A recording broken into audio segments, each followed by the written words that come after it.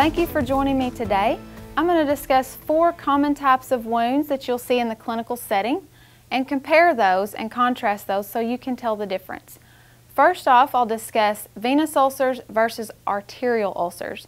Venous ulcers are most commonly seen on the lower leg, medial, just above the ankle. However, they can be on any part of the lower leg. The venous ulcer will be irregular shaped on the edges. It's highly exudating. Your patient will have large amount of edema and most times have had edema for years and it finally broke down into an ulcer. This patient will also have hemosiderin staining, which is a dark coloration on the lower part of the limb. Your arterial, on the other hand, will be more punched out in appearance, almost like you took a cookie cutter and cut a perfect circle. They'll be very painful, and the limb itself will be a lighter color. You may not even have a pulse in that limb.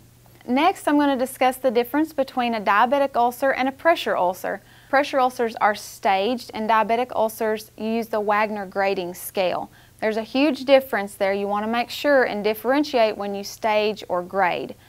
Diabetic ulcers you'll find normally on the plantar surface of the foot or the toes. Your diabetic ulcer patient has uncontrollable diabetes. They also have neuropathy, which means they can't feel. So they can't feel it, they can't see it. They build up callus. The callus in turn ends up like a rock against their shoe, and it causes friction, which causes the ulcer.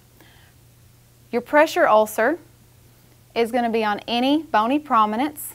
It can be on the hip, the sacrum, the scapula, anywhere on the body that there can be pressure. These are seen in wheelchair-bound patients, patients that are confined to a bed. You can get a pressure ulcer quicker than you think. If you're in the ER for 6 hours, you can still get a pressure ulcer. It'll start out as a redness and progress from there. It can be a deep tissue injury, which is a blood-filled blister, and eventually that will open up. So your difference between your diabetic and your pressure is the part of the body and the cause. If you have any questions about the dressings to use on these wounds, we'll discuss that in a later video, or you can visit advancedtissue.com.